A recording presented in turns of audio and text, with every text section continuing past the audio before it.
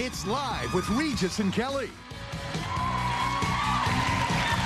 Hey, you know, when it comes to getting away, more and more girls are traveling together. And today we have the best buys and places to go from the author of Fly Solo. Please welcome Teresa Rodriguez Williamson. Hey, Teresa. How's it going? We are excited. Like I said before, some of the girls on the staff and I have been planning a weekend getaway for at least a year and a half. Fabulous. So kick us off. Well, as you know, Mark, when mama ain't happy, nobody's happy. So we've got some great girlfriend getaways.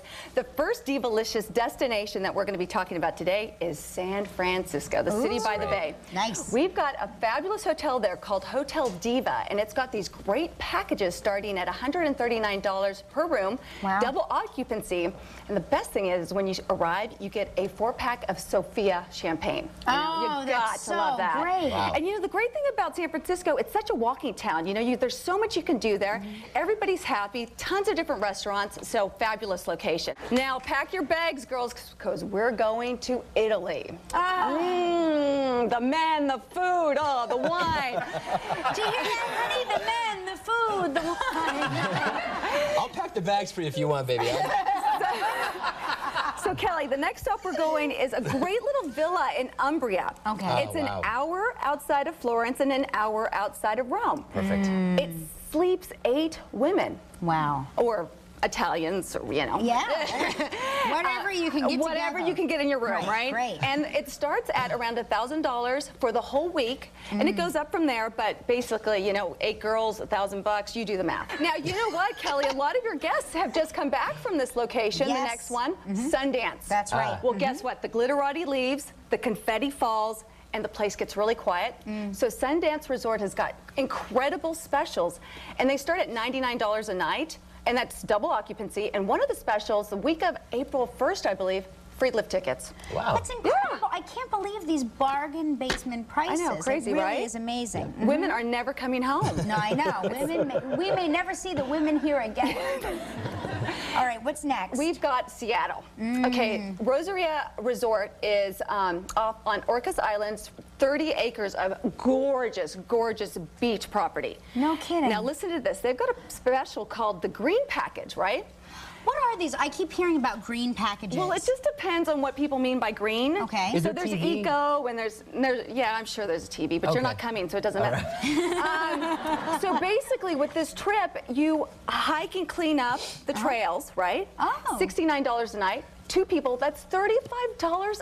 It sounds like for community helping service, out. though. But you, Like when I went to Key West, if you got caught drinking the night before, if you're not 21, you'd see all the kids cleaning up the paths. But Mark, you don't have to wear one of those orange vests. That's true. That's right. So- You're doing this to help the environment. Yes, That's actually you feel good about the trip. so karmically, and that's cheap as well, so that's awesome.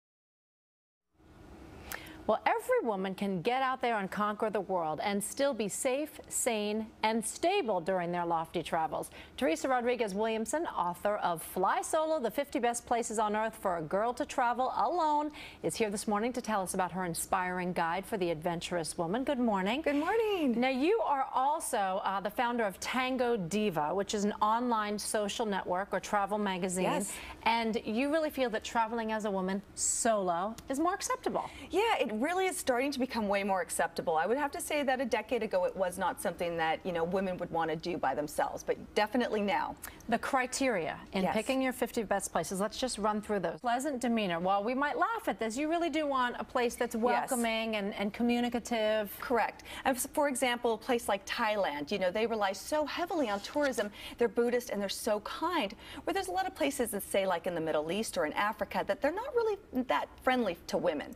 Okay, affordability. Affordability, yes. Now, when you think about places to go, you have to pay for your own hotel. You're not sharing the expense. So pick places that you know that you can afford to stay in at least a very decent hotel, and that's going to be in your budget. Some place like Monte Carlo is not a really good place for a woman to travel by herself. Exactly. It's beautiful, but you're going to have to sell a kidney.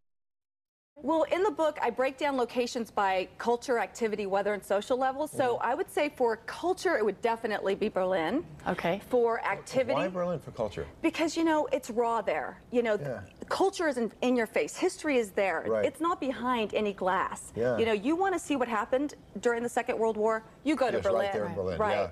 I love Thailand. The people are so gentle, and the shopping is out of control. You can get suits made and massages for $6. Cheap, yeah. Cheap, cheap, cheap. Love Iceland. Iceland? Yeah. Well, I know. What's I've there? been to Iceland.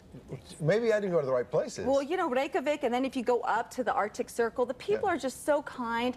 And the land, it looks like that's where God started. No, you're right. Know? It does look, yeah. Don't they have those ice bars there? Yes, they have ice bars, and they also believe in trolls and fairies. And so any place that believes in trolls and fairies is a great destination. I was in Brussels with a bunch of Polish, I love this, Polish brain surgeons. How great is that? Polish brain surgeons, ironically, can only talk about rugby. Brazilian rugby, no less. No, yeah. And so after a few shots of vodka, you know, one of them said to me, he's like, you know what you are, Teresa? And I'm like, what am I? Yeah. He's like, you're an idealist. I'm like, well, why is that? He said, because you see this vision of a world filled with women empowering themselves and traveling the world by themselves and finding their own strength. I'm like, yeah, doesn't that sound pretty amazing? It sounds pretty good. But there is also something about you and just the vibe I get from reading Fly Solo. It's not flying solo, it's fly solo. Fly solo. Because it's telling you things. But there's something I get, and the women, you feel like they're going to have these adventures. Yeah. And the pictures are all of very adventurous looking, like heroine type, you know, like they're going to do great things, and which will then be memorialized in romance novels. Read in offices. Exactly. It's like a romance novel, amazing ideal life.